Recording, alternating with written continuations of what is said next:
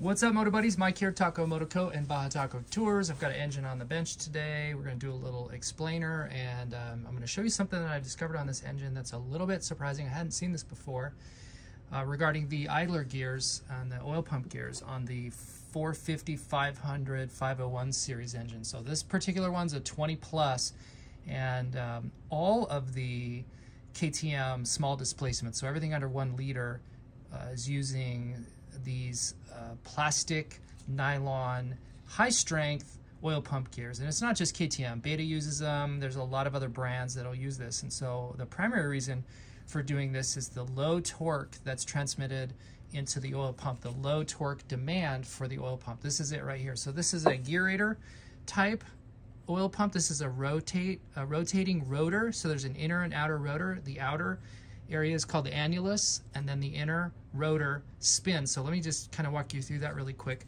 How this oil pump works, it's a very elegant design. Here, I've got one right here. There is one more tooth on the outer rotor, on the annulus, than on the inner rotor. And essentially what happens is, as this turns on its fixed shaft, the outer annulus spins around, and you can see that, like, observe right here, as this comes into contact with itself, you can see that it's basically compressing. If the oil outlet was on the opposite side of this, as oil is pushed into that cavity and it gets smaller, it's forced under pressure, in the same way that when you cup your hands together, if you're in the swimming pool, right, and you know that trick, you cup your hands together and you make a little outlet on the other side, say like back here, right, and you can compress that water within your palms and squirt it out and then spray a jet. And that's exactly what's happening here. You have one side is always compressing right here at the top, and one side is always expanding down here at the bottom.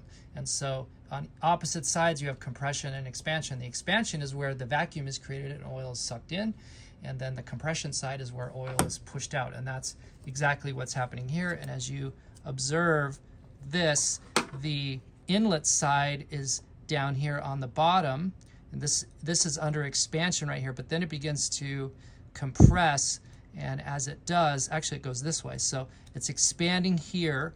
And so you've got your screen. So on the bottom of the engine you have your tranny screen down here, right here on this side. And so as this is compressing, as it's expanding, it's drawing the oil in, and then it goes through the rotation, and then it compresses here and then forces it into the passages and into the engine. So that's how this type of oil pump works. And it's super elegant, very simple, very small and compact, and doesn't demand a whole lot of torque.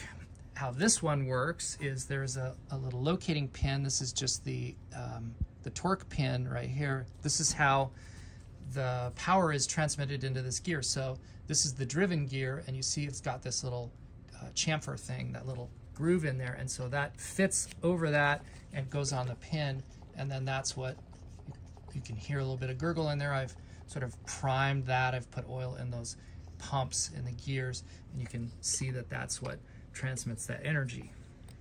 So I'm going to remove this.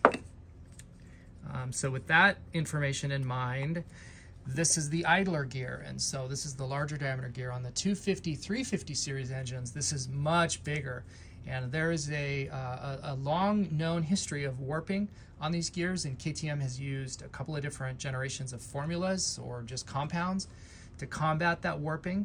And they use these gears specifically on the oil pump because of the low torque demand that is occurring here on the oil pump. And unlike, so the high torque gears, which are all steel, right? And so all of these are transmitting, this is the crank right here. And so that's the main drive gear right here. And so all the engine power that is generated is transmitted on the teeth of this primary gear right there. And this would be the idler gear for the oil pump. And then this is the driven gear for the oil pump. We talked about that already. On the back of the clutch hub, there is this gear. This is the idler gear. The purpose of this gear is to run the oil pump, the idler, and then this, the outer teeth here, is what engages with the primary on the crank. And so engine power is generated and is transmitted right here on these very teeth to this clutch hub gear right here. And then you can see again on the inside the idler gear for the oil pump then engages with these teeth on the back here, and that's what transmits the energy down into the oil pump. So the reason for making this video in the first place is because I have observed on the stock idler gear, this is a low hour 20 plus generation 500, 450, 500, 501, they're all the same. This is a very low hour and low demand engine. That's to say it's just a general use trail bike and some dual sport bike. This is not a race engine, not a Baja 1000 engine, just a standard motor with standard use. And there is friction, so much so that you don't get any freewheeling on this idler gear. And that was immediately arresting. I was shocked to see that because I've never encountered that before. And so ordered another gear, just popped it on, and you can see how it free spins, and that's because there's no internal friction. The typical failure on these gears is for them to warp across the face, and you can lay that on a flat surface, marble countertop or a mirror or whatever to deduce that. This is perfectly flat. There's no warpage across it, and so there's some sort of internal deflection here inside of the surface area that contacts the steel. So there's a steel ring here on this engine case. So the case is all aluminum, and so you'd have a lot of wear if you were running this idler gear on just the raw aluminum. So they put a little steel sleeve on there. Very similar to what's happening over here. There's a bronze insert for the water pump. So this is the center shaft. This is the balancer shaft right here.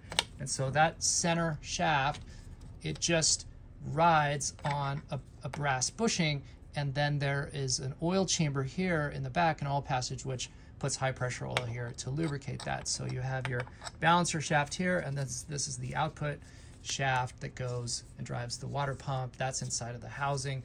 The whole clutch cover assembly goes on there. So if you ever pull off the outer oil pump, or water pump cover rather, this is the pump impeller itself, but that's the power shaft that drives that. And so I'm just demonstrating that that's bronze, brass, and then here's a steel one. So really back to the heart of this, too much internal friction on that idler gear. And so I would like to know in the comments if anybody has seen any issues with the oil pump gears, with the idler gear especially, on this series engine. This is the first one I've ever encountered after having been inside a bunch of these.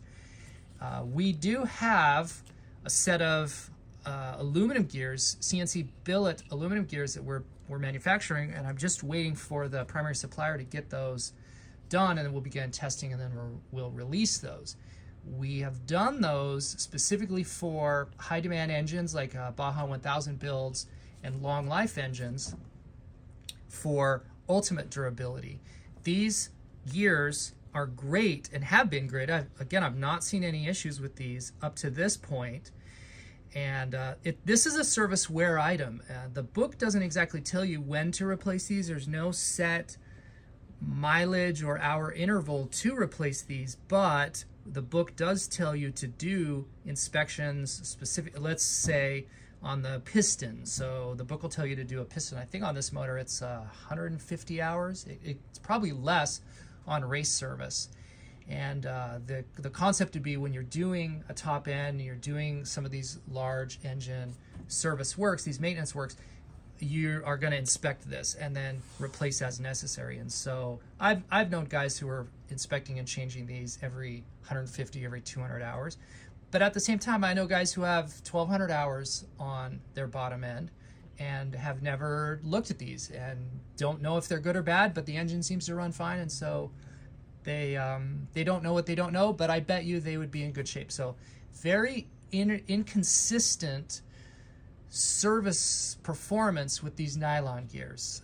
Again, this is my first instance on this engine series with any problems. So please in the comments, if you have seen any on that engine, on this engine, let us know. Not the 250, 350. If you let me know you have problems on those, we already know about those. And we have a set of replacement billet gears for that engine. We have those on our website. So that's a known thing. This is just for this series engine, for this 450, 500, 501 size.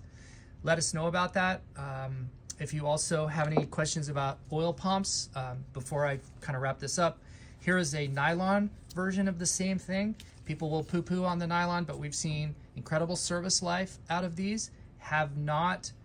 We have not seen any difference in total service life for general use between the steel ones and the nylon ones. Stock bikes, I forget what year they changed from the steel ones. This stock bike here, this 20, has the steel ones, but then when you order replacement, they're going to come as the nylon ones. And then I think in model year 22, I need to pull a 22 engine apart and look. If anybody's been inside of a 22 and now the 23 engines, if you would let me know if they're nylon or metal, steel, that would be helpful to know when they transition from OEM steel to nylon. But I don't recommend just running out and changing out your nylon ones to steel ones just as a matter of, you know, preventive maintenance, because we're seeing very, very good service life out of these. And I have bikes with these, and we've got these in a couple of Baja 1000 bikes, and we're not going to change them, and it's not really an issue. There's less reciprocating mass, less weight. That's really the primary reason. This is 5 times the weight of this guy, and so as manufacturers chase weight, and that's another reason too why this is nylon, is because of the low torque demand, but also weight savings, less reciprocating mass and less weight. And again, like I said, these gears are in lots of different bikes, so it's not just a KTM thing. Don't flame up and say, oh, cheap KTM. Tons of manufacturers and tons of different engine classes use those. Nylon gears for the rotor type oil pumps is not an unusual thing, but why these are not metal in all instances is weight savings, weight and cost, with primarily weight being the real driver, I think. So look forward to reading your comments. Let us know if you'd like to see an in-depth video, maybe more about oil pumps or just any of these other things. We could do more in-depth explainer videos about some of these things. Thanks for watching. Like and subscribe. Go out and get some adventure.